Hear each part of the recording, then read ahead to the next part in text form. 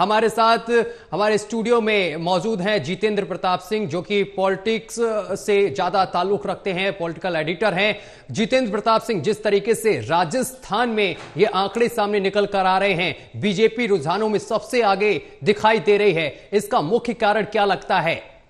सत्यम, इसका सबसे बड़ा मुख्य कारण है गहलोत सरकार की पिछले 5 वर्षों के कामकाज की नाकामी और कांग्रेस के जितने भी विधायक थे उनकी जनता के बीच में सीधी उपस्थिति का न होना। कांग्रेस पार्टी जो है राहुल गांधी के माध्यम से, अपने शीर्ष नेतृत्व के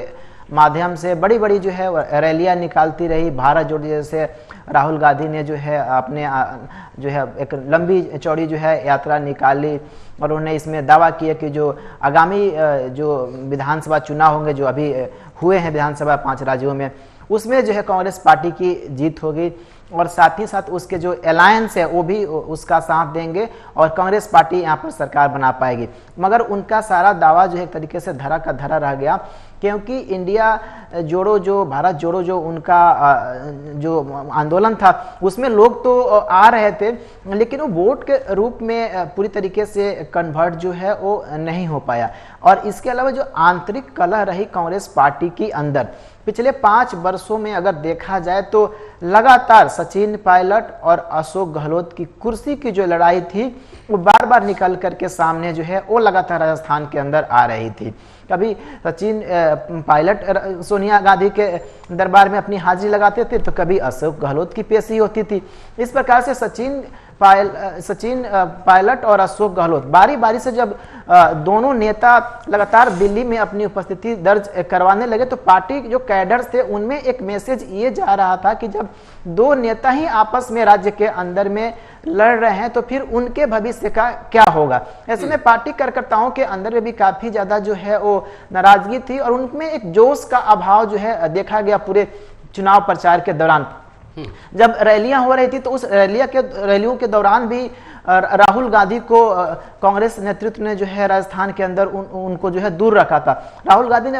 1-2 ही रैलियां राजस्थान के अंदर में की, उसके बाद से राहुल गांधी को उन चुनाव प्रचार पर जो है वो रोक लगा दिया गया। प्रियंका गांधी राजस्थान के अंदर में पहुंची, वहां भी अपनी मैनिफेस्टो उन्होंने जारी की और उस मैनिफेस्टो के अंदर जो घोषणा जो किए गए उस पर कांग्रेस पार्टी जनता का विश्वास जो है वो नहीं जता पाई, क्योंकि जनता को लग रहा था कि जो मोदी नारे जो दे रहे हैं, मोदी जो कह रहे हैं कि गारंटी का एकमात्र नाम जो है देश में सिर्फ और सिर्फ नरेंद्र मोदी है, और कहीं ना कहीं इस बात का भरोसा दिलाने में बीजेपी राजस्थान के अंदर में पूरी तरीके से कामयाब रही और वही गहलोत सरकार अपनी योजनाओं को जनता तक नहीं पहुंचा पाए और उन्होंने जो अपने चुनावी वायदे किए घोषणा पत्र में उस पर जनता का विश्वास जो है नहीं हो पाया। और आज यही कारण है कि जनता ने कहीं ना कहीं एक तरीके से अपना जो है मत इस पूरे जो 5 वर्षों का जो लेखा जोखा के तौर पे आज कांग्रेस पार्टी को जो है मत के जरिए जो है दिया है। और एक बड़ा प्रमुख कारण जो है ये तमाम सारे ऐसे फैक्टर हैं राजस्थान के अंदर में जो आज सीधे सीधे चुनावी जो आंकड़े जो आए हैं उसके ऊपर देखने को मिल रहा है। जितेंद्र, जब चुनाव प्रचार हो रहा था तब प्रधानमंत्री नरेंद्र मोदी ने कन्हैयालाल हत्याकांड को भी बड़े ही जोरों शोरों से उठाया था। क्या एक ये भी मुद्दा इस चुनाव में कारगर साबित हुआ है बीजेपी की जीत में?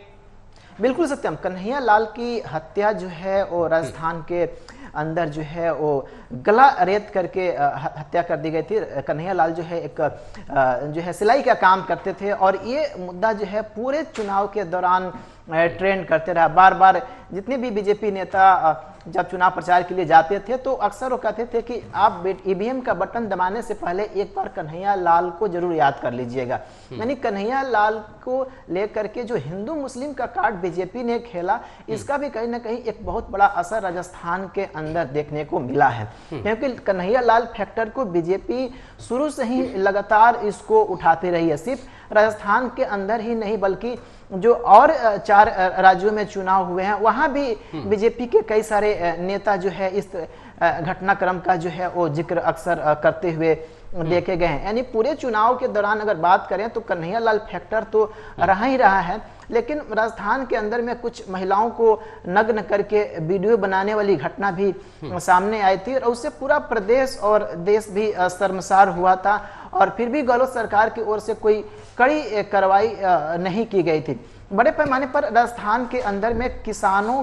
की समस्याएं जो है वो निकल करके सामने आ रही थी। और इसके अलावा जो जाट आंदोलन करने वाले नेता थे वो भी लगातार कांग्रेस पार्टी से नाराज चल रहे थे, क्योंकि जाट जो मतदाता थे उनका साफ तौर पे कहना था कि कांग्रेस पार्टी ने जो पिछला जो चुनाव हुआ था उसमें उनसे कई सारे वायदे किए थे, लेकिन पिछले 5 वर्षों में कांग्रेस पार्टी ने उनका कोई भी वायदा पूरा नहीं किया। ऐसे में उनका कहीं ना कहीं जो है अब कांग्रेस पार्टी से मोह भंग जो है हो चुका है। अच्छा, तो एक बहुत बड़ा मुद्दा जो है कोटा का भी रहा पूरे इस चुनाव प्रकरण के दौरान, जहां पर बड़े पैमाने पर छात्र जो है वो सुसाइड करते रहे और ये एक राष्ट्रीय मुद्दा बना। और साथ ही राजस्थान की जो खबरें जहाँ पर मेडिकल, इंजीनियरिंग और तमाम सारे कॉम्पिटिटिव एग्जाम्स की तैयारी करने वाले छात्र छात्राएं कोटा के अंदर में आते हैं देश भर से, और जब उनकी एक के बाद एक आत्महत्या की जब खबरें निकल करके सामने आने लगी तो राजस्थान सरकार की जो शिक्षा व्यवस्था है और वहाँ की जो प्रशासनिक व्यवस्था है उसके ऊपर तमाम सारे सवाल जो है खड़े किए गए। इसके अलावा जो मुस्लिम तुष्टीकरण नीति की बात करें तो कांग्रेस पूरे 5 सालों में सिर्फ यही नीति बनाती रही कि किस प्रकार से एक खास वर्ग विशेष को लाभ पहुंचा करके और उसके वोट को लिया जाए। इसको लेकर के जो हिंदू वर्ग है जो एक बड़ा संख्या में है राजस्थान के अंदर में, जिसकी आबादी लगभग जो है 70-80% राजस्थान के अंदर में हिंदुओं की आबादी है। और राजस्थान का कोई भी ऐसा जिला नहीं है जो आज के समय मुस्लिम बहुल हुआ हो, कुछ विधानसभा क्षेत्रों को छोड़ दे तो। यानी कहीं ना कहीं राजस्थान के अंदर में जो हिंदू वोटर है भले वो पार्टियों के अंदर डिवाइडेड है, लेकिन वो एक मुस्लिम तुष्टीकरण नीति को किसी भी तरीके से जो है स्वीकार नहीं करता, क्योंकि राजस्थान जो है राजे रजवाड़ों का प्रदेश रहा है, वीरों का प्रदेश रहा है। और उसकी धरती जब इस्लामिक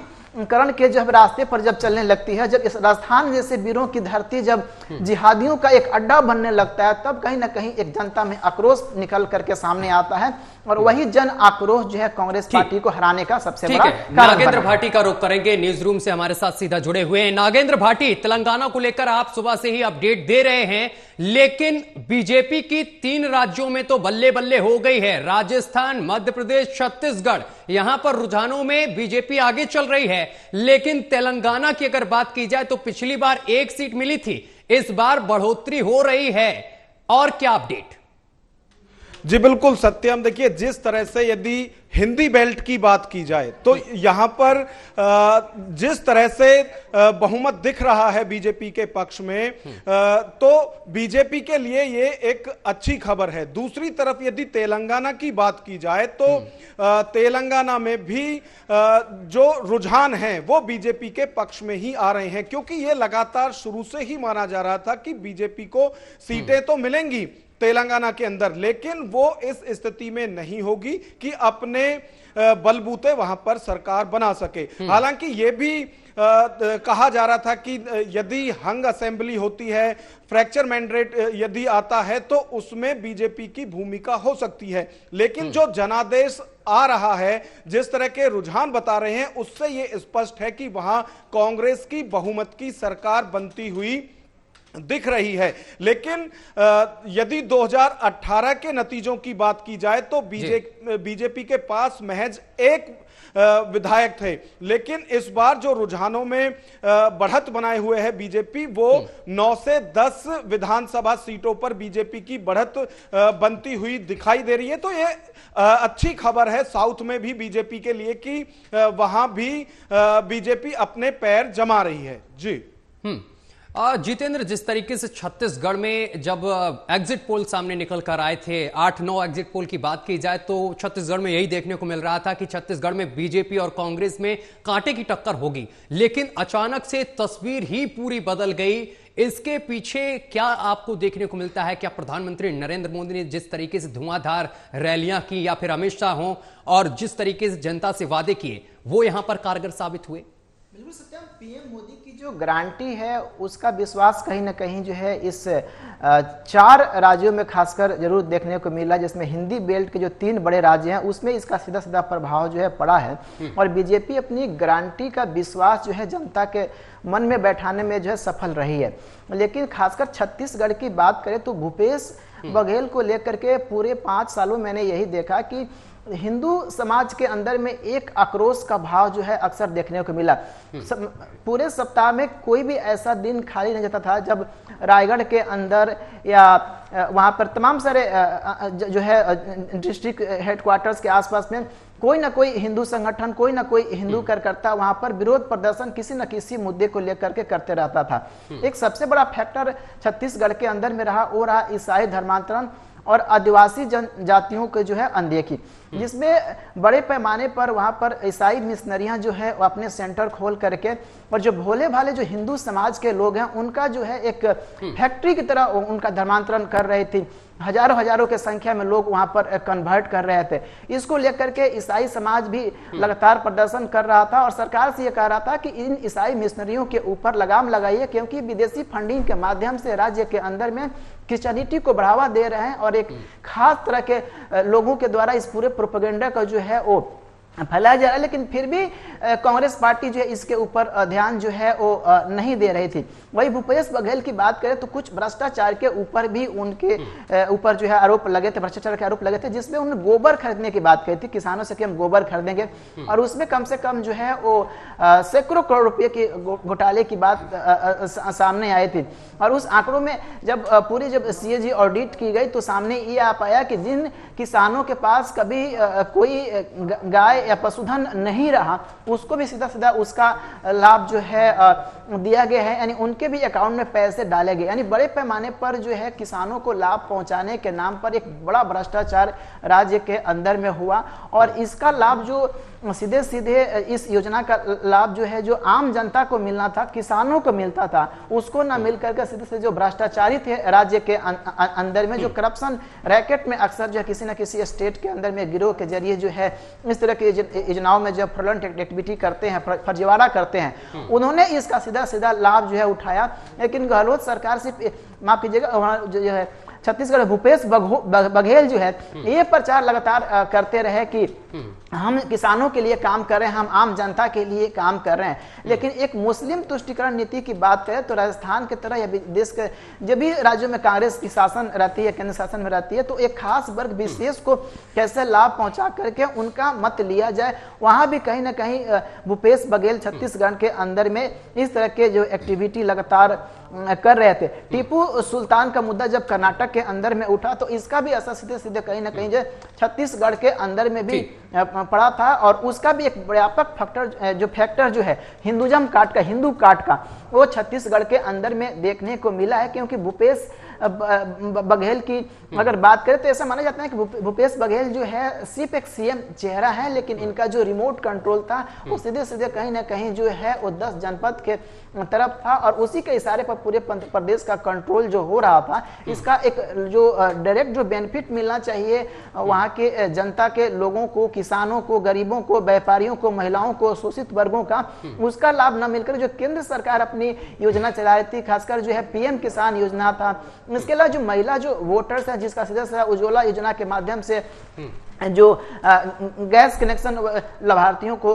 मिल रहा था, इसके अलावा डायरेक्ट बेनिफिट ट्रांसफर के जरिए प्रधानमंत्री मोदी ने जो स्कीम शुरू की केंद्र सरकार की, उसके तमाम सारे पैसे जब वहां के नागरिकों के खाते में जब मिलने शुरू किए। इसके लिए जो वन उत्पाद जो है इस पूरे चुनाव में सबसे महत्वपूर्ण कारण ये रहा, क्योंकि वन उत्पाद में जो आदिवासी समाज जंगलों में जाते हैं, जंगलों के अंदर जो पेड़ पौधे के जो पत्ते होते हैं, कुछ जंगलों से कुछ ऐसे आयुर्वेदिक और कुछ बोटेनिकल जो चीजें वहां से वो कलेक्ट करते हैं और फिर उसको सरकार जो है परचेज करती है। उसको कहीं ना कहीं जो पिछले इस 5 वर्षों में वन उत्पाद को जो वहां पे आदिवासी समाज थे या उससे जुड़े हुए जो लोग थे उनका अनदेखा किया गया और उनका उचित दाम जो है वो नहीं मिल पा रहा था। कई सारे वन उत्पादन वाले ऐसे भी वहां पर आदिवासी और किसान समाज के लोग थे जिन्होंने काफी सारा उत्पादन जो है उन्होंने किया था, लेकिन सही तरीके से सरकार उसकी खरीदारी जो है नहीं कर पाई। ऐसे बहुत सारे जमीनी छोटे छोटे जो कारण लगातार जो है वो छत्तीसगढ़ के अंदर में रहे, जिसका असर आज चुनाव में देखने को मिला है। ठीक है, तेलंगाना का रुख कर लेते हैं, एक बार न्यूज रूम चलते हैं। हमारे संवाददाता नागेंद्र भाटी हमारे साथ जुड़े हुए हैं। नागेंद्र भाटी, तेलंगाना में जिस तरीके से कांग्रेस बढ़त बनाए हुए है, इसका क्या कारण लगता है? क्या यहां पर भारत जोड़ो यात्रा का असर हुआ है या कांग्रेस ने जिस तरीके से यहां पर रैलियां की और तमाम वादे किए, तमाम घोषणाएं की, क्या उसका असर?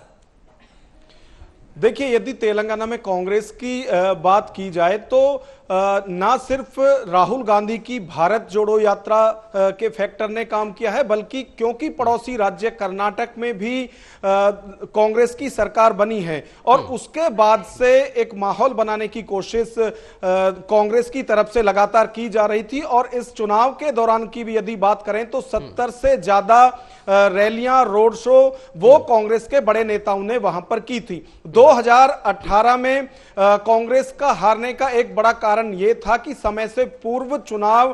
मुख्यमंत्री केसीआर ने वहां पर कराए थे और कांग्रेस या फिर दूसरी राजनीतिक पार्टियों को वहां चुनाव की तैयारी करने का मौका तक नहीं मिला था, जिसका फायदा उस वक्त बीआरएस को मिला था और प्रचंड बहुमत के साथ बीआरएस की सरकार वहां पर बनी थी। लेकिन इस बार क्योंकि सभी के पास उचित समय सबको मिला और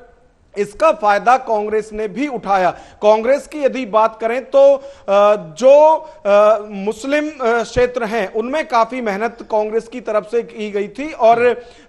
जो मुस्लिमों का विश्वास है वो फिर से जीतने में कामयाब कांग्रेस वहां पर हुई। दूसरी तरफ क्योंकि बीजेपी भी लगातार दमदारी के साथ चुनाव लड़ रही थी तो इसका भी कहीं ना कहीं फायदा जो है वो कांग्रेस को मिला, जिसकी वजह से आज बहुमत के आंकड़े के पार जो है कांग्रेस वहां पर पहुंची है। तो कई ऐसे फैक्टर हैं जिन्होंने काम किया। दूसरा ये कि 2021 तक की यदि हम बात करें तो कांग्रेस तेलंगाना में बिल्कुल खत्म होने की कगार पर पहुंच गई थी। कांग्रेस के 2019 में 2018 के विधानसभा चुनाव में 19 विधायक जीते थे, जिनमें से कि 12 को केसीआर ने तोड़ लिया था, यानी कि मात्र 7 एमएलए रह गए थे और उसके बाद जो पार्टी के बड़े नेता हैं वो लगातार पार्टी छोड़कर दूसरी पार्टियों में जा रहे थे। उसके बाद जब रेवंत रेड्डी जो हैं उनको प्रदेश अध्यक्ष बनाया है, उसके बाद से वापस फिर कांग्रेस के अंदर वहां ऊर्जा देखी गई है और आज आप देखेंगे जो रुझान है, रुझानों में 2 सीट से रेवंत रेड्डी लड़े हैं और दोनों ही सीट पर वो जीतते हुए दिखाई दे रहे हैं रुझानों के अंदर। तो उनकी जो एनर्जी थी वो यहां काम कर गई है और जो कांग्रेस टूट की कगार पे थी उसको फिर से एकजुट किया है। तो ये तमाम फैक्टर हैं जिसकी वजह से कांग्रेस वहां पर सत्ता तक पहुंच रही है। जितेंद्र, छत्तीसगढ़ में क्या भूपेश बघेल पर महादेव स्कैम का भी आरोप लगा? क्या यह भी एक मुख्य कारण रहा इस रुझान में, जिस तरीके से उनकी सीटें घटती चली जा रही हैं और बीजेपी लगातार रुझानों में आगे है? बिल्कुल सत्यम, महादेव ऐप जो है पूरे चुनाव प्रकरण के दौरान जो है एक सबसे बड़ा मुद्दा छत्तीसगढ़ के अंदर में पड़ा रहा और ये मुद्दा ऐसे वक्त पर आया जब कुछ ही दिन जो है मतदान को वहाँ पे बचे हुए थे और लगातार इस पूरे प्रकरण में भूपेश बघेल का सीधे सीधे तौर पे उनका नाम आ रहा था, उनके खाते का जिक्र अक्सर आ रहा था। किन किन सेलिब्रिटियों ने जो है किन किन माध्यमों से जो है भूपेश बघेल को सीधे तौर पे इसका लाभ पहुंचाया, किस प्रकार से महादेव ऐप के जरिए जो है भूपेश बघेल ने जो है वो आर्थिक लाभ उठाया। ऐसे तमाम सारी जो लगातार खबरें एक के बाद एक आई, उसका सीधा सीधा असर कहीं ना कहीं जो है भूपेश बघेल की जो एक छवि थी उसके ऊपर पड़ा और बीजेपी ने इस पूरे प्रकरण को जबरदस्त तरीके से भुनाने का प्रयास किया। पूरे चुनाव के दौरान पूरी जो जितने भी रैली की बीजेपी ने उस समय, खासकर प्रधानमंत्री मोदी ने भी इसका बार बार अपने रैलियों के दौरान जिक्र किया। इसके अलावा जितने भी बीजेपी के स्टार प्रचारक थे उन्होंने भी महादेव ऐप के बारे में जो भी जनता के बीच में भूपेश बघेल से जुड़ी हुई जानकारियां दी, उस पर कहीं ना कहीं लोगों को एक विश्वास अब होने लगा कि एक तरफ जो है गोबर खरीदने के नाम पर किसानों के साथ पहले जो है भ्रष्टाचार हुआ, उसके बाद से फिर महादेव ऐप के जरिए जो है वो मुख्यमंत्री रहते हुए भूपेश बघेल ने एक इतना बड़ा जो है वो करप्शन किया। तो सीधे सीधे उनके कामकाज के ऊपर तो लगातार सवाल उठ ही रहे थे, साथ साथ उनकी जो छवि जो बनी हुई थी कि हम विकास कर रहे हैं, राज्य में काम कर रहे हैं, इस तरह के कोई उनके ऊपर जो है वो छोटे मोटे आरोप लगते थे लेकिन साबित नहीं हो पाए थे। जब इस पूरे मामले के अंदर जब ईडी एंट्री की और ईडी ने कुछ ऐसे बड़े खुलासे किए और उसके तुरंत बाद चुनाव हुए, तो इसका एक बड़ा असर कहीं ना कहीं छत्तीसगढ़ के जो मतदाता है उसके ऊपर हुआ। और ये एक बड़ा फैक्टर जो है पूरे चुनाव के दौरान जो है वो छत्तीसगढ़ के अंदर देखने को मिला। और सीधे सीधे हम कह सकते हैं, इसमें कोई अतिशयोक्ति वाली बात नहीं है कि इसमें किसी प्रकार की जो है कोई जो है मतलब उसमें नुकसान ना हुआ भूपेश बघेल को, सीधा सीधा नुकसान जो है उनको जो है इस पूरे करप्शन के दौरान जो है वो हुआ है। और ये एक बहुत बड़ा फैक्टर जो है पूरे चुनाव प्रकरण के दौरान रहा। नागेंद्र भाटी, इस चुनाव में तो जो 5 राज्यों में चुनाव हुए जिसमें से 4 राज्यों के आज नतीजे आ रहे हैं, ऐसे में बीजेपी ने तो 3 राज्यों में धुआंधार बैटिंग की है और अभी भी लगातार उनकी बैटिंग जारी है। ऐसे में क्या आज दिल्ली में एक बड़ी बैठक हो सकती है बीजेपी की? क्या कोई जानकारी? देखिए, जिस तरह के रुझान आए हैं और हिंदी बेल्ट में चाहे राजस्थान की बात करें, मध्य प्रदेश की बात करें, छत्तीसगढ़ की बात करें, जिस तरह के रुझान आ रहे हैं, सरकार बनती हुई वहां बीजेपी की दिख रही है। तो अब से कुछ ही देर में जैसा कि सूत्रों के हवाले से खबरें आ रही हैं, प्रधानमंत्री बीजेपी कार्यालय पर पहुंचेंगे और वहां कार्यकर्ताओं को संबोधित करेंगे। और जिस तरह का अभी की मैं आपको बात बताऊं, वहां सैकड़ों की तादाद में बीजेपी के कार्यकर्ता पहुंच चुके हैं, जो नेता हैं वो वहां पर पहुंच चुके हैं। तो जश्न की तैयारी की जा रही है और जश्न बनता भी है, क्योंकि एग्जिट पोल में जिस तरह का माहौल दिखाया जा रहा था, जो रुझान है वो उसके उलट आते हुए दिख रहे हैं। खास तौर पर यदि इंडिया गठबंधन की बात करें या विपक्षी पार्टियों की बात करें, तो अब उनको भी ये सोचना होगा, जिस तरह के दावे उनकी तरफ से किए जा रहे थे जब इंडिया गठबंधन बना था कि अब कोई मोदी फैक्टर काम नहीं करता, अब मोदी युग समाप्ति की कगार पर है, तो उनको यह सोचना होगा, क्योंकि इन तीनों ही राज्यों में मोदी के चेहरे पर ही चुनाव लड़ा गया था और तीनों ही राज्यों में जो रुझान है वो वहां पर सरकार बनती हुई बीजेपी की दिखा रहे हैं। तो अब इंडिया गठबंधन में जो भी राजनीतिक पार्टियां हैं, उन्हें अपनी महत्वाकांक्षाओं को एक तरफ रखकर मोदी की घेराबंदी करने के लिए गठबंधन में एक दूसरे की सहभागिता को सही से करना होगा, जिससे कि आगे चुनौती दे सकें बीजेपी और मोदी को। तो ये सब चीजें करने की जरूरत है। लेकिन फिलहाल आज का दिन जो है वो भारतीय जनता पार्टी का दिन है और उसके जश्न की तैयारी भी पार्टी दफ्तर पर की जा रही है। जितेंद्र, जब राजस्थान को लेकर हम डिबेट कर रहे थे, चर्चा कर रहे थे, उस दौरान अशोक गहलोत के तमाम बयान सामने निकल कर आते थे। वो कहते थे कि हमने जनता को 500 रुपए में सिलेंडर दिया है, गोबर भी वो खरीद रहे थे और इसके साथ तमाम योजनाएं वो गिनाते थे। लेकिन ये योजनाएं इस चुनाव में कहीं भी काम नहीं आई हैं। देखा जाए जिस तरीके से रुझान आ रहे हैं, वहां पर बीजेपी सबसे आगे दिखाई दे रही है, कांग्रेस सबसे पीछे दिखाई दे रही है। ऐसे में क्या लगता है, जिस तरीके से पेपर लीक का मुद्दा भी बीजेपी ने बढ़ चढ़कर उठाया था, क्या युवाओं पर भी इस चुनाव में इफेक्ट हुआ है और युवा जो है वो बीजेपी की तरफ बटा?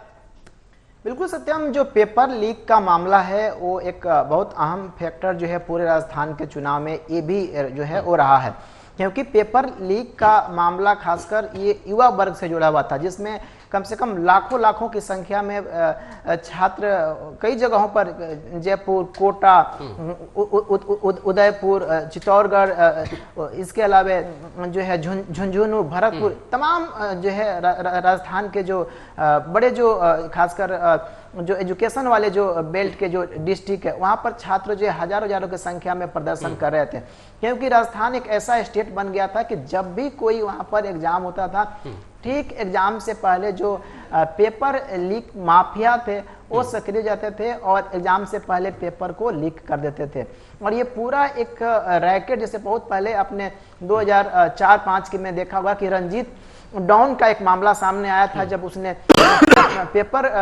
फर्जीवाड़े के जरिए देश के अंदर में तमाम सारे IAS IPS को उसने बनाया। ठीक उसी प्रकार के जो है ये झोला छाप जैसे डॉक्टरों को जो है राजस्थान के अंदर में बनाया जाता है। MBBS जैसे जो है CPMT CPH जैसे जो एग्जाम्स होते हैं मेडिकल्स के, इंजीनियरिंग के, AIEEE के, ये सारे पेपर जो है राजस्थान के अंदर में लीक रहते थे। इसके अलावा सेंट्रल गवर्नमेंट की नौकरियों की वैकेंसियों को लेकर के अगर कोई परीक्षार्थी राजस्थान के अंदर में जाता था तो सभी राज्यों में चुनाव सही तरीके से उनका परीक्षा जो संपन्न हो पाता था। लेकिन राजस्थान की अगर बात करें तो राजस्थान के अंदर में वहां पर पेपर लीक होता था। रेलवे की एग्जाम जब राजस्थान के सेंटर होता था तो वहां भी उसकी पेपर जो है वो अक्सर जो है लीक हो जाते थे। टीचर्स भर्ती की अगर बात करें तो टीचर्स भर्ती के अंदर भी बहुत सारे पेपर्स राजस्थान के अंदर में लीक किए गए।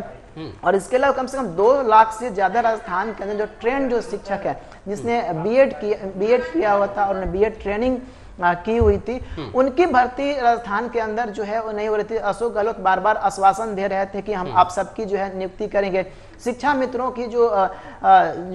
वहाँ पे उनकी मानदेय बढ़ाने की बात वहाँ पर लगातार जो है हो रही थी और उसको भी लेकर के लोग प्रदर्शन कर रहे थे। उसके ऊपर भी सरकार कोई खास सक्रियता नहीं दिखा रही थी। इसको लेकर भी कम से कम युवा वर्ग में जो है एक व्यापक जो नाराजगी जो है देखने को मिल रहा था राजस्थान के अंदर में। लेकिन जो पेपर लीक का जो मामला है उसको भी बीजेपी ने बहुत जोर शोर से उठाया पूरे राज्य के अंदर में, क्योंकि एक ऐसा मुद्दा था जो चाहे वो फर्स्ट टाइमर वोटर हो या 2-4 बार से वोटिंग कर रहा हो प्रदेश के अंदर में, वो अपने भविष्य को लेकर भी चिंतित था, अपने करियर को लेकर भी चिंतित था, राज्य को लेकर भी चिंतित था। और वो जो युवा वर्ग खासकर जो है वो अक्सर देखा जाता है कि जो शहरी जो क्षेत्र होता है वहां पर युवा वर्ग का जो वोट जो होता है वो बीजेपी को सीधे सीधे मिलता है, क्योंकि सीधा सीधा जो युवा वर्ग है वो सोशल मीडिया के माध्यम से कनेक्टेड रहता है और सोशल मीडिया में बीजेपी की जो पकड़ है काफी मजबूत है और बीजेपी युवाओं को कन्विंस करने में कहीं ना कहीं जो है अपने इस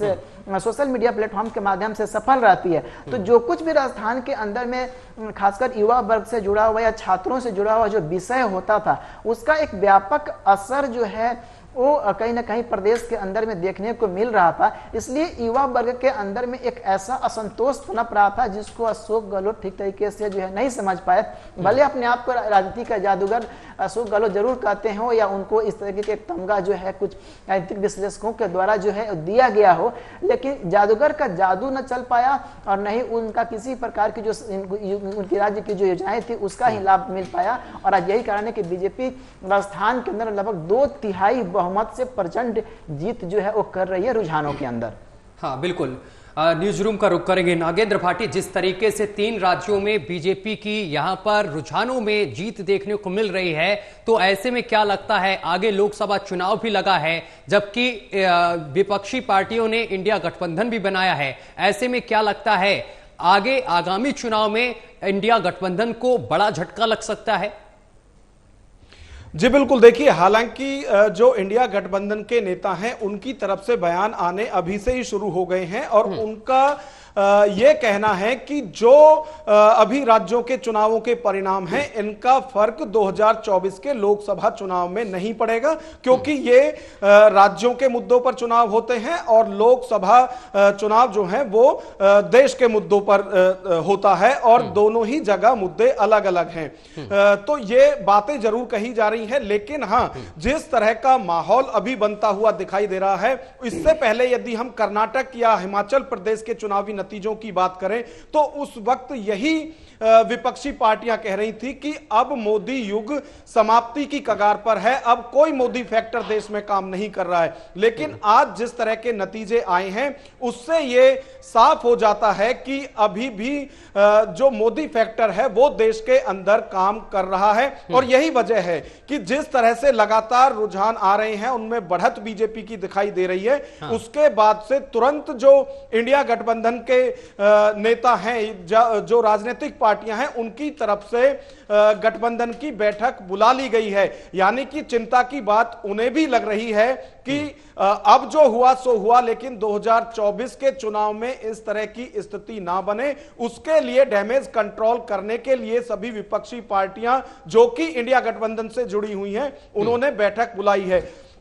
तो यह कहना कि इस चुनाव का कोई फर्क नहीं पड़ेगा, यह अपने आप में ही बेईमानी है। दूसरी तरफ जिस तरह से तीनों राज्यों के नतीजे या ये कहें कि अभी तो रुझान आ रहे हैं, उससे यह लगता है कि जो जनता है वो सीधे सीधे मोदी से कनेक्ट हुई हैं, क्योंकि लगातार हर स्टेट के अंदर खुद प्रधानमंत्री नरेंद्र मोदी गए और उन्होंने हर रैली के अंदर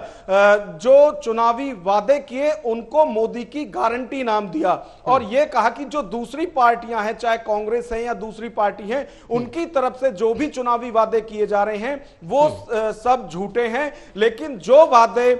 मैं कर रहा हूं या प्रधानमंत्री कर रहे हैं वो गारंटी है। तो एक गारंटी दी गई थी, उसी गारंटी का असर यहां देखने को मिल रहा है। जी जितेंद्र, जिस तरीके से राजस्थान में ये रुझान सामने निकल कर आ रहे हैं, जहां पर बीजेपी 115 सीटें और कांग्रेस 71 सीटें और अदर के खाते में 13 सीटें दिखाई दे रही हैं और बीजेपी लगातार बढ़त बनाए हुए है, क्या इसको कहेंगे घर की फूट जगत की लूट वाली ये कहानी जो है वो यहां पर सच साबित हुई? क्योंकि देखने को मिला था कि किस तरीके से सचिन पायलट अपनी ही पार्टी के खिलाफ खड़े हो गए थे और यात्राएं तक निकाल रहे थे, रूठे हुए थे, अनशन तक कर रहे थे।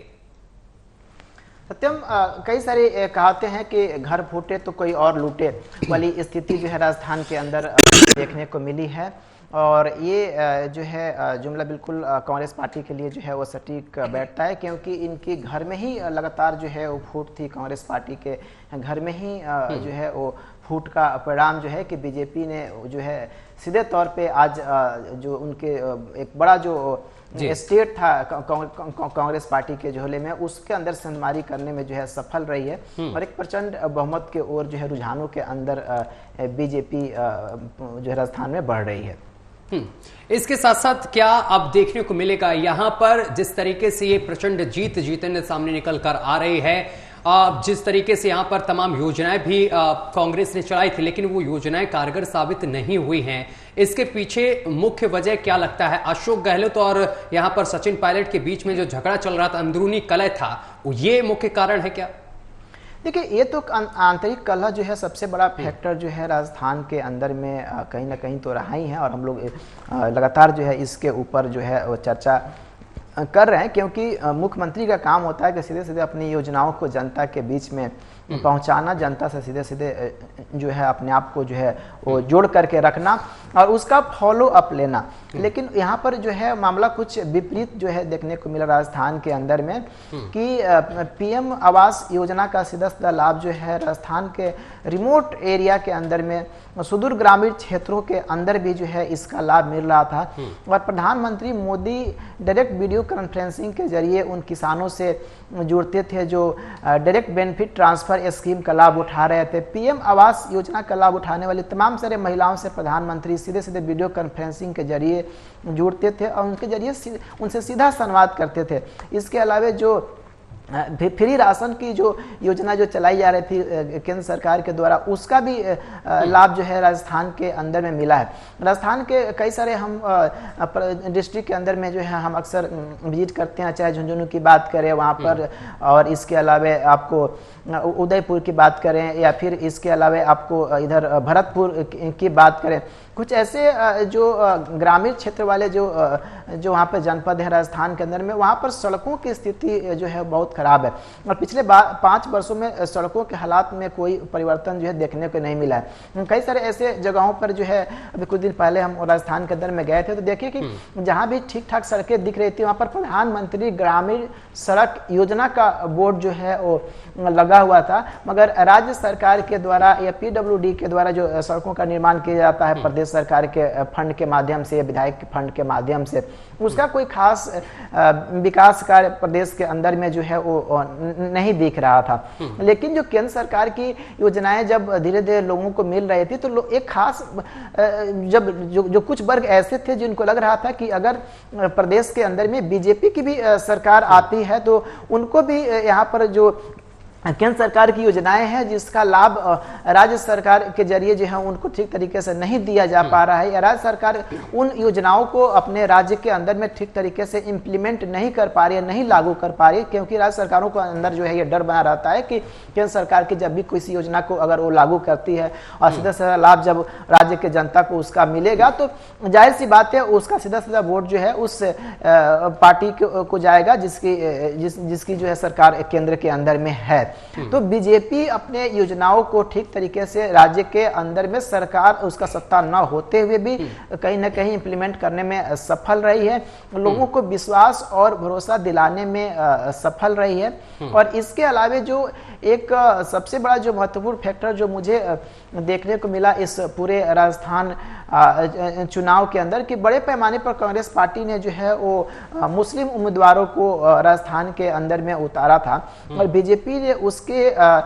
विरोध में जो है वो हिंदू उम्मीदवारों को उतारा था। और इसका एक बड़ा असर यहाँ पर देखने को ये मिल रहा है कि कई सारे सीटों के ऊपर आज जो मुस्लिम उम्मीदवार थे कांग्रेस पार्टी के, अगर एक आध दो छिटपुट अगर सीटों की अगर बात करें तो वो सभी लगभग चुनाव जो है वो हार रहे हैं, क्योंकि राज्य के अंदर में कई सारे ऐसे इंटरनेशनल जो एनजीओ थे, कई सारे ऐसे सामाजिक संगठन के नाम पर काम करने वाले संगठन थे, जिसमें पीएफआई हो या जकात फाउंडेशन ऑफ इंडिया हो, ये सभी संगठन अपने अपने इस्लामिक एजेंडे को राज्य के अंदर में चला रहे थे। और कई सारे ऐसे पिछले 5 वर्षों में गिरफ्तारियां हुई राज्य के अंदर में, जिनका सीधा सीधा जो है संबंध जो है राष्ट्र की एकता और अखंडता को तोड़ने वाली जैसे विषयों से संबंधित था। यानी राज्य के अंदर में जो है एक ऐसा पनाहगार जो है वो पनप रहा था, एक ऐसा अड्डा बनते जा रहा था जहां पर कोई खास जो है एंटी नेशनल अगर कोई हो, और खासकर जो पश्चिम बंगाल, राजस्थान जैसे अगर राज्यों में जाता था तो उनको वहां पर छुपा लिया जाता था, और जब स्टेट पुलिस जाती थी या सेंट्रल गवर्नमेंट की कोई एजेंसियां जाती थी तो उनसे उनका संपर्क नहीं पता था। तो ये भी एक बहुत बड़ा जो है स्टेट सिक्योरिटी का विषय पूरे प्रदेश के अंदर में रहा, और लोगों के मन में एक असंतोष का भाव आ रहा था कि मेरा ही प्रदेश जो है क्राइम कैपिटल क्यों बने, और राज्य की सरकार जो है इसको लेकर के कोई खास ध्यान जो है इस मसले पर नहीं दे रही थी। ठीक है, नागेंद्र भाटी, मध्य प्रदेश में जब चुनाव शुरू हुआ, यानी कि प्रचार जब चल रहा तो हवा जो थी वो बीजेपी के खिलाफ थी, लेकिन जब प्रत्याशियों को उतारा गया, उम्मीदवारों को उतारा गया, तो कांग्रेस में भी और बीजेपी में भी असंतोष देखने को मिला, क्योंकि कई लोगों के टिकट कट गए थे।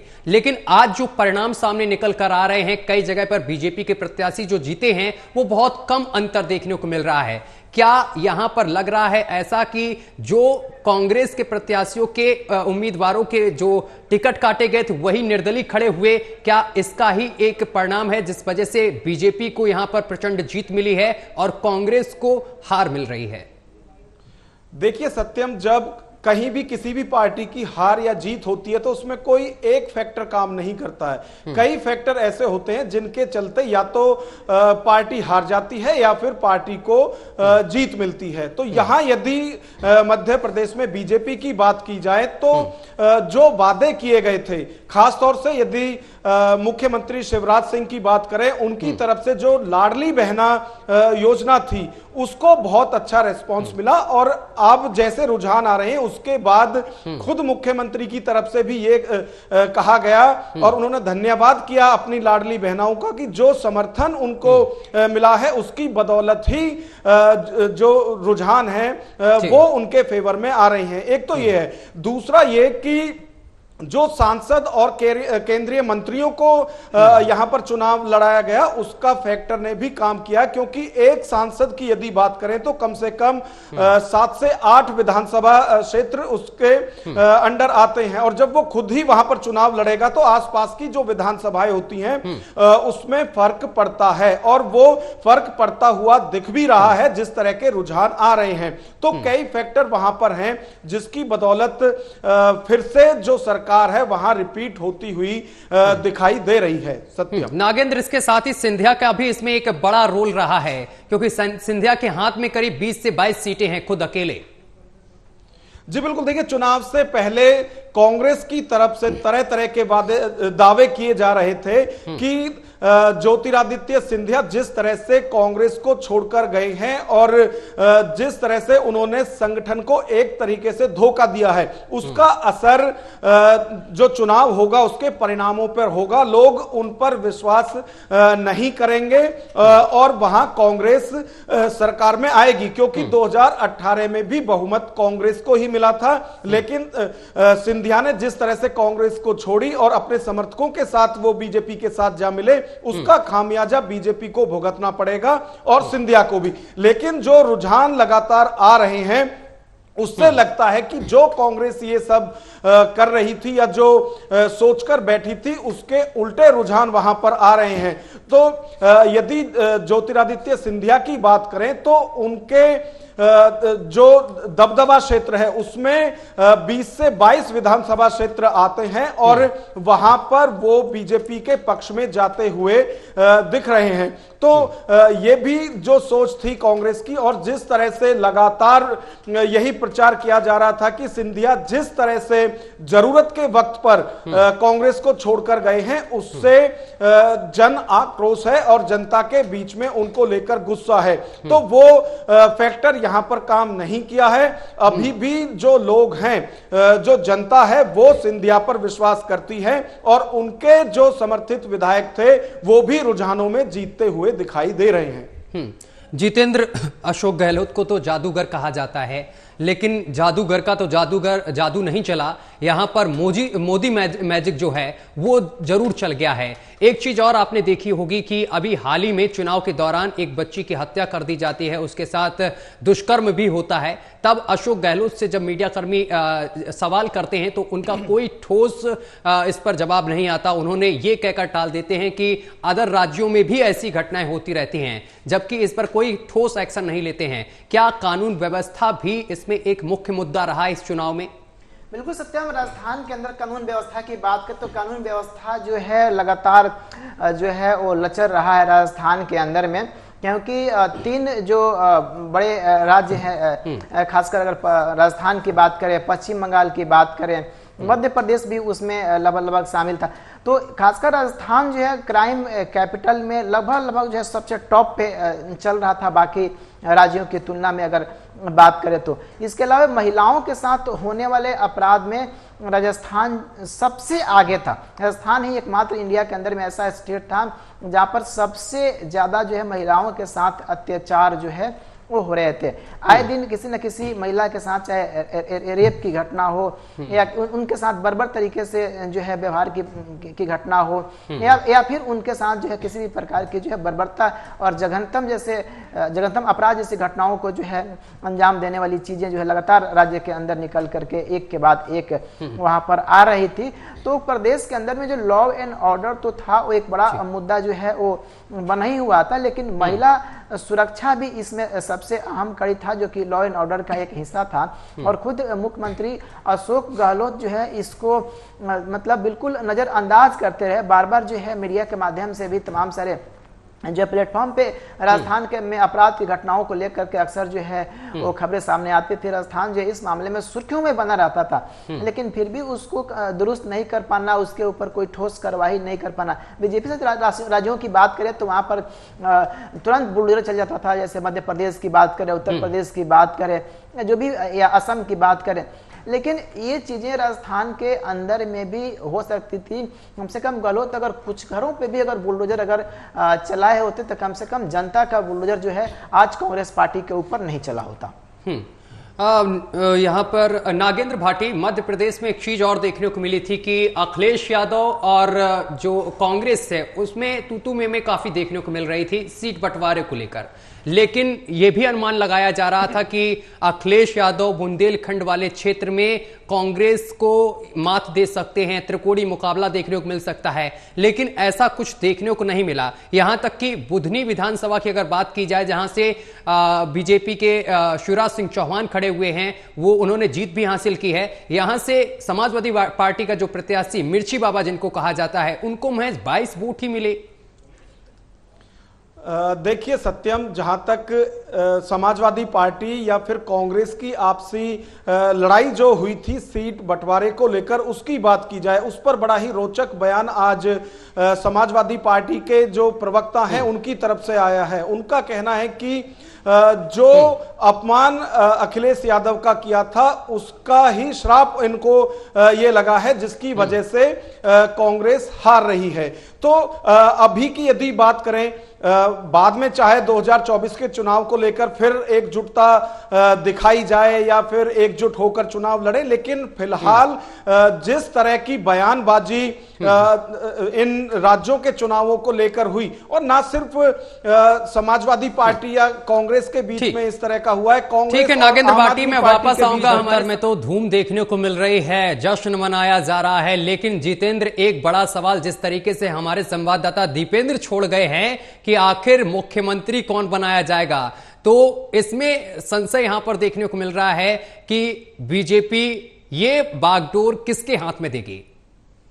राजस्थान के अंदर में मुख्यमंत्री पद के जो 4 दावेदार हैं उनकी नाम की चर्चा जो है राजस्थान के अंदर में हो रही है। सबसे जो पहला नाम है वो वसुंधरा राजे सिंधिया का है, क्योंकि शुरू से ही बीजेपी के अंदर में रही हैं। बीजेपी की सबसे कद्दावर नेता है राजस्थान के अंदर में, महिला उम्मीदवार हैं और इसके अलावा पूर्व में भी मुख्यमंत्री रह चुकी हैं बीजेपी की ओर से। और साथ ही साथ जो है उनका एक अपना जो है गुट है, उनका एक अपना वर्ग है विधायकों का, जो किसी भी परिस्थिति में जो है वो उनका साथ देते हैं और जिस तरफ वसुंधरा राजे इशारा करती है उस तरफ जो है वो अपना समर्थन जताते हैं और खुद उनको समर्थन करे उनके गुट के विधायक। इसको लेकर के खुद चुनाव नतीजों से पहले ही वसुंधरा राजे सिंधिया जो है उनके साथ बैठक कर चुकी है। इसके अलावा दूसरा सबसे जो मजबूत जो नाम के जो दावेदार हैं वो है गजेंद्र सिंह शेखावत। गजेंद्र सिंह शेखावत इस वक्त सांसद हैं और केंद्र सरकार में कैबिनेट मंत्री हैं। उनका भी नाम इस पूरे मुख्यमंत्री के रेस में चल रहा है राजस्थान के अंदर, क्योंकि ऐसा माना जा रहा है कि केंद्रीय नेतृत्व अपने विश्वास पात्र व्यक्ति को राजस्थान के अंदर में सत्ता का जो बागडोर है वो सौंपना चाहता है, ताकि उसका सीधा संपर्क जो है केंद्र और स्टेट से बना रहे। तीसरा नाम दिया कुमारी को भी लेकर है, जो कि अभी वर्तमान में सांसद हैं। दिया कुमारी और राज घराने से आती है, महाराणा प्रताप की वंशज हैं और उनका एक काफी साफ सुथरी छवि है, राज घरानों का उनका प्रभाव है और एक बहुत बड़ा वर्ग है जो दिया कुमारी को राजस्थान के अंदर में पसंद करता था। और इनका थोड़ा बहुत हिंदूवादी छवि भी दिया कुमारी का शुरू से ही रहा है। राम मंदिर आंदोलन की बात करें या जब सुप्रीम कोर्ट में राम मंदिर के ऊपर जब फैसले जब हो रहे थे तो उन्होंने कई सारे ऐसे सबूत पेश किए थे और बढ़ चढ़ करके उन्होंने हिस्सा लिया था, उन्होंने राम मंदिर के समर्थन में बयान दिया था। तो पार्टी का जो एक जो हिंदू जो मत है और हिंदू जो आइडियोलॉजी है उसके सिद्धांतों के ऊपर भी दिया कुमारी खरी उतरती हैं। और चौथा नाम आता है राज्यवर्धन सिंह राठौर का, जो पूर्व में केंद्रीय सूचना प्रसारण मंत्री भी रह चुके हैं और वो भी अभी वर्तमान में सांसद हैं और बीजेपी ने उनको भी वहाँ पर राजस्थान के अंदर में टिकट दिया और वो भी चुनाव जीत चुके हैं। और जिन 4 प्रत्याशियों के अलावा एक और नाम जो चर्चा वो बाबा बालक नाथ का भी नाम जो है चर्चा है, क्योंकि वो एक हिंदूवादी कट्टर हिंदूवादी छवि के तौर पे जो है उनकी वहाँ पर जो है एक इमेज बनी हुई है पूरे राजस्थान के अंदर में। और जिस प्रकार से उत्तर प्रदेश के अंदर में सीएम योगी है वो ठीक उसी प्रकार से वहाँ पर जो है उनका भी नाम जो है इस वक्त जो है वो बाबा बालकनाथ का जो है वो चल रहा है और हिंदू वर्ग में वो खासे पसंद किए जा रहे हैं। और जो कट्टर हिंदूवादी कैडर है बीजेपी का वो बाबा बालकनाथ को मुख्यमंत्री का उम्मीदवार बनाने की मांग कर रहा था। हालांकि बीजेपी का जो केंद्रीय नेतृत्व है वो मुख्यमंत्री के चेहरा के तौर पे किसी का भी नाम फाइनल नहीं किया, लेकिन एक ये भी उम्मीद जताई जा रही है कि प्रदेश के अंदर में पिछले कुछ वर्षों में कांग्रेस के शासनकाल में जो हिंदुत्व की छवि को जो नुकसान पहुंचा है और राज्य के अंदर में तमाम सारे ऐसे इस्लामिक संगठन सक्रियता अपनी जो है वो फैलाए हुए है, उसके ऊपर कहीं ना कहीं कंट्रोल पाने और राज्य के अंदर लॉ एंड ऑर्डर को दुरुस्त करके और आरएसएस बीएचपी और बीजेपी के जो एजेंडे हैं जिसके जरिए बीजेपी जो है अपने चुनावी जो है माहौल को पूरे देश भर में तैयार करती है, रणनीतियां बनाती हैं। बीजेपी के घोषणा पत्र में भी इसका असर देखने को मिलता है। और इसके अलावा जो संघ की कुछ ऐसी नीतियां होती हैं जिसको बीजेपी की सरकारें जो हैं राज्य के अंदर में लागू करती हैं, उन सभी मामलों में बिल्कुल खरे उतरते हैं बाबा बालकनाथ। इसलिए उनका भी जो है एक मजबूत जो है सीएम के नाम के तौर पे जो है इस वक्त चर्चा राजस्थान के अंदर में चल रहा है। तो ये कुछ 4-5 ऐसे चेहरे हैं राजस्थान के अंदर में जिसमें से कोई भी मुख्यमंत्री बन सकता है। हालांकि रुझानों में बीजेपी को लगभग 2/3 बहुमत तो लगभग वो मिल चुका है और बीजेपी अब एक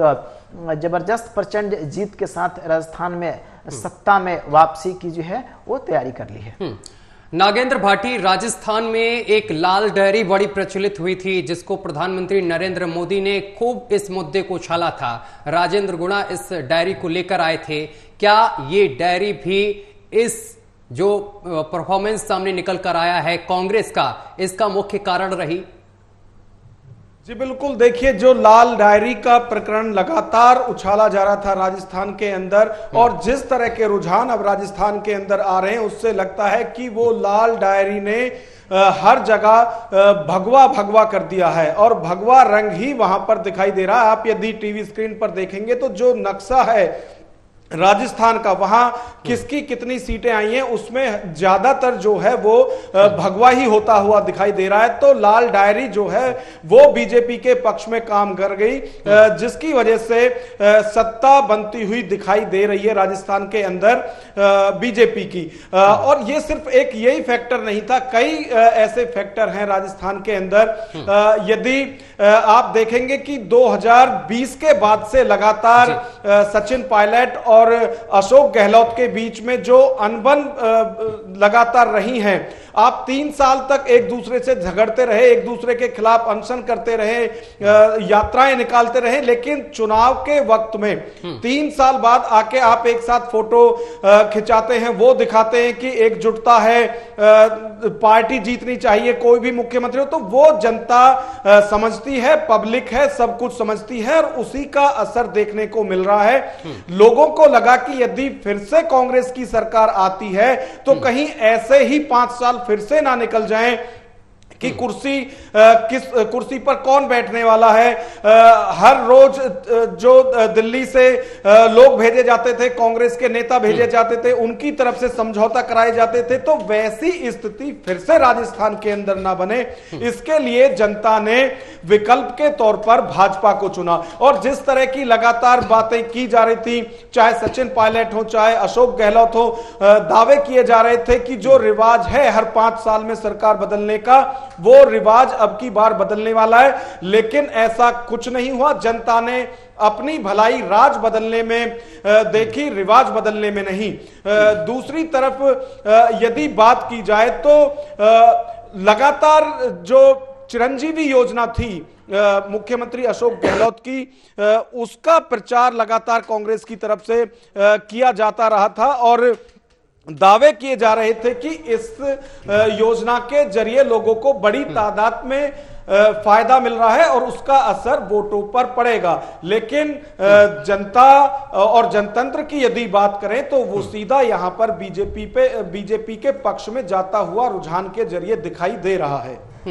देखिए जितेंद्र, टैली एक और चलने लगी है अपनी स्क्रीन पर, जिसमें विजयी जो कैंडिडेट हैं वो भी हम दिखा रहे हैं। ऐसे में जो ये 3 राज्य हैं जहां पर बीजेपी ने एक अच्छी छाप छोड़ी है, लगातार रुझानों में आगे है, क्या इसे एक ट्रेलर के रूप में देखा जाए? क्योंकि जब फिल्म आती है उससे पहले ट्रेलर रिलीज किया जाता है। अब फिल्म 2024 में हमें देखने को मिलेगी।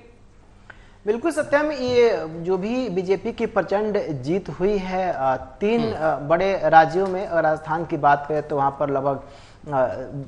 199 सीटों पर चुनाव हुआ है, जहां पर 200 विधानसभा की सीटें हैं। इसके अलावा मध्य प्रदेश की बात करें तो वहां भी लगभग मध्य प्रदेश के अंदर 230 सीटें हैं। इसके अलावा तेलंगाना के अंदर 90 सीटें। ये तमाम सारे जो ऐसे स्टेट्स हैं जो लोकसभा चुनाव में एक जो जीत का बहुत बड़ा जो है वो फासले को तय करते हैं और इसका सीधा सीधा असर लोकसभा चुनाव के अंदर देखने को मिलेगा। क्योंकि अगर ऐसा माना जाता है कि जो हिंदी भाषी बेल्ट हैं जिसमें बिहार, उत्तर प्रदेश, राजस्थान, मध्य प्रदेश, छत्तीसगढ़, मिजोरम, तेलंगाना, अगर ये सब राज्यों में अगर कोई पार्टी सत्ता में अगर वापसी अगर कर लेती है राज्य के अंदर में तो केंद्र में उसकी लगभग सरकार बन जाती है और इसका एक और असर पड़ेगा कि राज्यसभा के अंदर भी बीजेपी के पास अब पूरी तरीके से 2/3 का बहुमत हो जाएगा अगर इन राज्यों के अंदर अगर राज्यसभा सांसदों का अगर चुनाव होता है तो यानी लोकसभा चुनाव के अंदर बीजेपी का अब लगभग जो मोदी मैजिक है वो काम करेगा। और जो एक दावे किए जा रहे थे कि पीएम मोदी का अब जो जलवा है वो नहीं बरकरार रह पाएगा क्योंकि कर्नाटक में जब कांग्रेस की जीत हुई और तमाम इंडिया गठबंधन के जो घटक दल हैं कांग्रेस पार्टी के जो नेता हैं ये दावा करने लगे थे कि अब मोदी जो मैजिक है वो कमजोर पड़ने लगा है और मोदी फैक्टर चुनाव में काम नहीं आ रहा है। लेकिन इन 3 राज्यों में जो प्रचंड जीत हुई है बीजेपी की और एक भारी जो है वो बहुमत के साथ बीजेपी की यहाँ पर जीत हुई है, भारी संख्या में यहाँ पर बीजेपी को सीटें मिली हैं इन तीनों राज्यों में, मध्य प्रदेश के अंदर में, राजस्थान के अंदर में, तेलंगाना के अंदर में। इससे साबित ये हो गया है कि 2024 में बीजेपी की राह अब उतनी मुश्किल नहीं होने वाली है क्योंकि बीजेपी का जो किला है, जो सबसे जो मजबूत जो किला है उत्तर प्रदेश वो शुरू से ही मजबूत है। इसके अलावा असम भी बीजेपी के पास है, राजस्थान भी बीजेपी के पास है, मध्य प्रदेश भी बीजेपी के पास है, तेलंगाना भी बीजेपी के पास हो गया। तो ऐसे जो स्टेट हैं आज के समय में बीजेपी के हैंड में कि अगर इन सभी बिल्कुल तेलंगाना में भी बीजेपी की जो है बढ़त इस बार देखने को मिली है। बहुत बहुत शुक्रिया आपका हमारे साथ जुड़ने के लिए जितेंद्र प्रताप।